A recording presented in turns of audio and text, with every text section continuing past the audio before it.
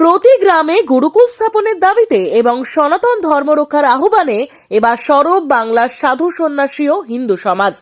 সনাতন ধর্ম বাঁচাও মঞ্চের উদ্যোগে আজ বাঁকুড়ার বড়জোড়ায় বের হলো এক বিশাল মিছিল। কেন্দ্রের বিজেপি সরকারের বিরুদ্ধে রাস্তায় নামেন সাধু সন্ন্যাসী ও সাধারণ হিন্দুরা। মিছিল থেকে স্পষ্ট জানানো যায়, ইডি সিবিআই এর নাটক আর দেখতে চায় না বাংলার মানুষ। সরাসরি নরেন্দ্র মোদীর কাছে জবাব চাইছে তারা। মঞ্চের চেয়ারম্যান স্বামী শ্রদ্ধানন্দ মহারাজ প্রশ্ন তোলেন, প্রতি গ্রামে গুরুকুল স্থাপন হলো না কেন? সাধু সন্ন্যাসীদের প্রণামী দেওয়া হচ্ছে না কেন? আর মন্দিরের টাকাই বা লুট হচ্ছে কেন?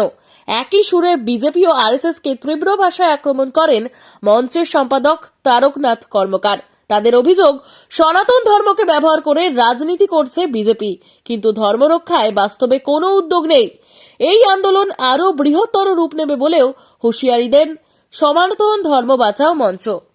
যে ইডি তদন্ত দেখেছেন যে আইপ্যাক অফিসে, আইপ্যাকটা বর্তমানে তৃণমূল নেতাদের, তৃণমূল দলের পরামর্শদাতা হিসেবে কাজ করছে। এখন দেখছেন এবারে 2026-এ ভোট এসেছে। এইবারে আপনি দেখবেন বাংলাতে যত ইডি সিবিআই এর তদন্ত আপনারা দেখতে পাবেন। কিন্তু আমি বলতে চাইছি যে কোন কারণে কয়লা কেলেঙ্কারিতে যদি ইডির যদি রেড করার দরকার হয়, তাহলে এতদিন তারা কোথায় ছিল? আজকে 4-5 বছর এই কেসটা উঠে গেছে কেন? আজকে বন্ধ ছিল কেন?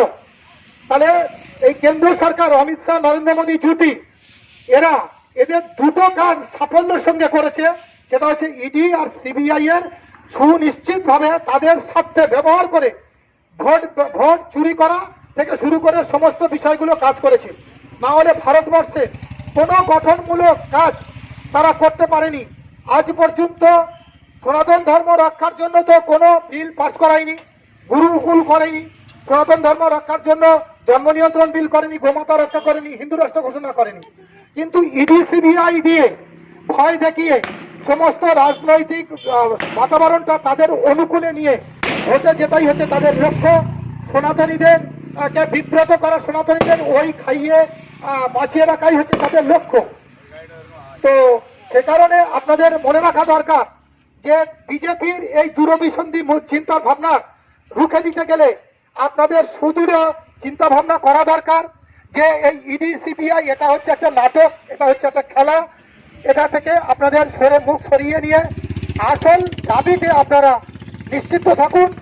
আর এগুলো কিছু হবে না, কারণ অনেক ইডি, অনেক সিবিআই এসেছে। এই ইডি তো সেই ইডি যে ইডি অভিষেক ব্যানার্জির ব্যাংক অ্যাকাউন্ট খুঁজে পায়নি, এটা আপনারা মনে রাখবেন, সেই ইডি। সুতরাং ওই প্রতীক জৈনের আইপ্যাকের কোনো নথি খুঁজে পাবে না ওরা, আর যা হবে সব লুট হয়ে যাবে, কিছু পাবে না। শুধু আপনাদেরকে একটু চিন্তা করার, ফেসবুকে শেয়ার করার রসদ দিচ্ছে, এছাড়া অন্য কিছু নয়।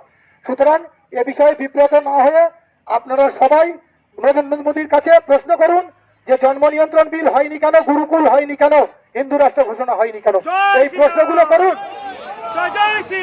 ইডির ঝামেলা নিয়ে চিন্তা করতে হবে না। আজকের তদন্তের নামে আজকের আরজি করের তারা কোনো কিনারা করতে পারলেন না। আজকের অভয়ার বিচার পেল না, তিলোত্তমা বিচার পেল না, সেই সিবিআই যারা নরেন্দ্র মোদীর অঙ্গুরণী হেলনে চলে। সুতরাং এ নিয়ে আপনারা বিব্রত হবেন না, ভয় পাবেন না, আপনারা প্রশ্ন করুন। আর সনাতন ধর্মের যারা আপনাদের ঐতিহ্য, আপনাদের সাহসিকতা, বীর্যবত্তা, পৌরসত্ব জাগিয়ে তুলুন। আর ওই ভণ্ড প্রতারকদের বিরুদ্ধে আপনারা আঙুল তুলে জিজ্ঞাসা করুন গুরুকুল হয়নি কেন। জয় শ্রীরাম, জয় শ্রীরাম।